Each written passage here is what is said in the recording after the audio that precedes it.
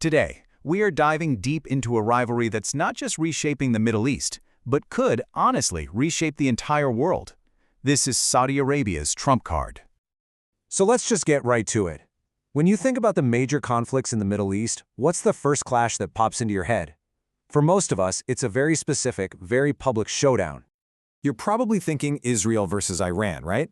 But what if I told you the real engine of conflict, the one that's been secretly fueling wars for decades, is actually the rivalry between Saudi Arabia and Iran? And to really get why, we have to rewind the clock. Now, this might be hard to believe, but these two bitter enemies, they didn't start out this way.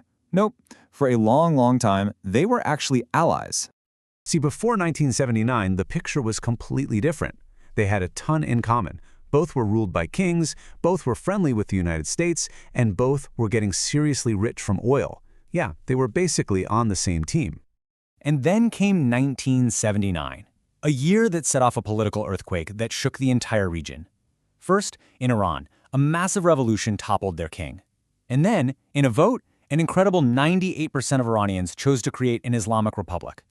Just a few months later, inspired by what happened in Iran, extremists in Saudi Arabia stormed the Grand Mosque in Mecca, the holiest site in Islam, demanding their own king be overthrown. Just like that, the old order was shattered. And this collision, it wasn't simple. It played out across three very different battlegrounds that, still define their rivalry to this day. Okay, so first, you have to understand the religious piece of the puzzle. The vast majority of Muslims around the world are Sunni. A smaller group, about 10%, are Shia. This split happened centuries ago, but it's the foundation of their ideological war. So here's the deal. Saudi Arabia is a Sunni kingdom, and since it controls Mecca and Medina, it sees itself as the leader of the entire Islamic world. But revolutionary Shia Iran completely challenges that. They say the Saudi monarchy, with its close ties to the US, is a betrayal of Islam. And so, both countries started exporting their own version of Islam. Saudi Arabia pushed its super-conservative Wahhabism, while Iran spread its revolutionary Shia ideas. They were fighting for the soul of the region. The second front is all about the economy, and this is where you see a huge difference in their weak spots. Saudi Arabia is almost totally dependent on oil. It's something like 40% of its entire economy. Iran, sure, it sells oil too, but its economy is much more diverse. It has a real foundation in science, art, and education that makes it way less fragile. And that brings us to the third front, pure geopolitics. Iran's main goal is to protect its borders and keep its bigger enemies, like the US and Israel, distracted by supporting local proxy groups. Saudi Arabia, on the other hand, is obsessed with controlling the waterways that are essential for shipping its oil, the very same shipping lanes that its rival, Iran, sits right next to. So, with these clashing goals, they were never going to fight each other head-on. No way. Instead, they fought absolutely devastating wars through other countries. Now, what's really telling is how these proxy wars turned out. You look at Iraq, Syria, and Yemen. In each one, Saudi Arabia backed one side, Iran backed the other, and in all three conflicts, the Iranian backside won, every single time. These losses, one after another, taught the Saudis a really brutal lesson. Their super expensive, American-made military just couldn't beat Iran's scrappy and effective proxy forces. And even worse, the war in Yemen showed them just how vulnerable their most precious resources, their oil fields and their water plants, were to cheap drone attacks. This realization, combined with some other big shifts happening globally, threw the Saudi kingdom into a full-blown panic about its own survival. The threats were coming from everywhere. Politically, the US signed the Iran nuclear deal and started its pivot to Asia, basically signaling it was tired of being tangled up in the Middle East. And economically, the future of oil itself was looking pretty grim.